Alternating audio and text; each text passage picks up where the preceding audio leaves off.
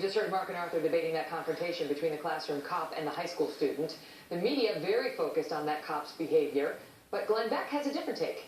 Glenn's back with us now. Glenn, your take on it. Yeah, I mean, Megan, you are far too lovely to even speculate at your age, and you're far younger than I am.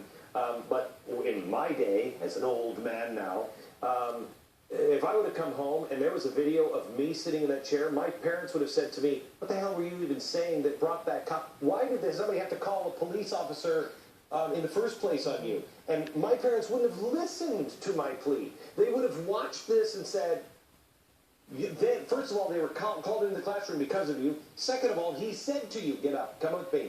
You obey the police officer, period. No ifs, ands, or buts. The police officer is being put in an absolutely no-win situation. And we're sitting around speculating on what he did. What about the teacher? What about the school? What about all the other teachers in all the other schools that now this is being seen on television and they know, all I have to do, I can punch a police officer, I can resist arrest, and the cop's going to get in trouble.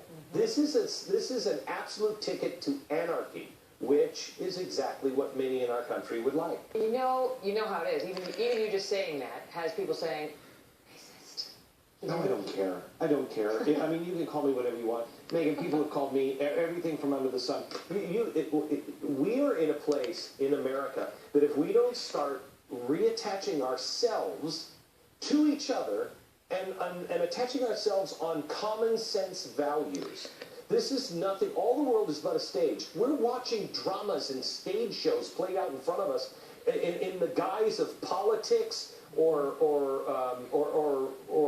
whatever. But you would think one of the things that would bind us together would be, the commitment to being having integrity, being hardworking, and yet that term is apparently no longer allowed. I give you Melissa Harris Perry.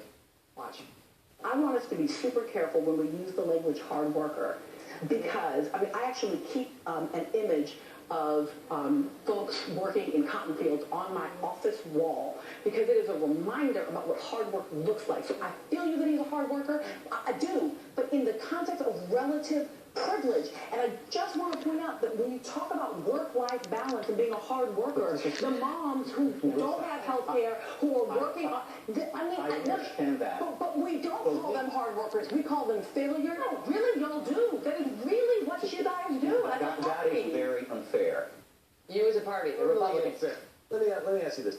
Who calls a hardworking mom a failure?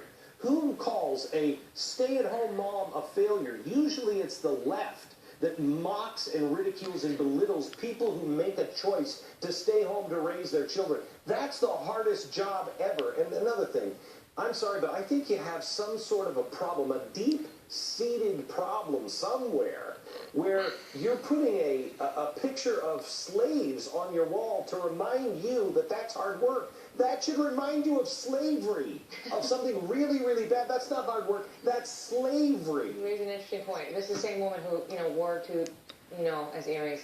I don't know. She's gone to some weird places. Well, finally, I want to end on a beautiful note. I want to end on a beautiful note, which is Glenn Beck has written a beautiful book called The Immortal Necklace. And this is perfectly timed because we're coming up on Christmas, and you explain what you did.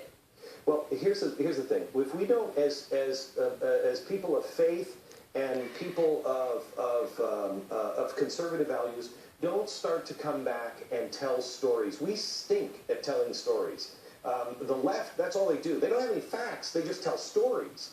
And we have to become good storytellers. And we can complain about Santa, the over-Santification. We can talk about the commercialization of Christmas. But instead, 4 years ago, I started writing a story for my children about Santa. And where did Santa come from? How did he become immortal? And it revolves around, it's very much like a Ben-Hur, if you will, where I take this guy who has lost everything. The opening chapter starts with him losing his son. He's lost everything. And you give him meaning.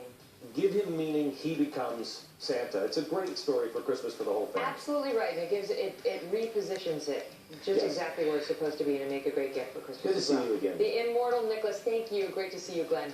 Don't go away.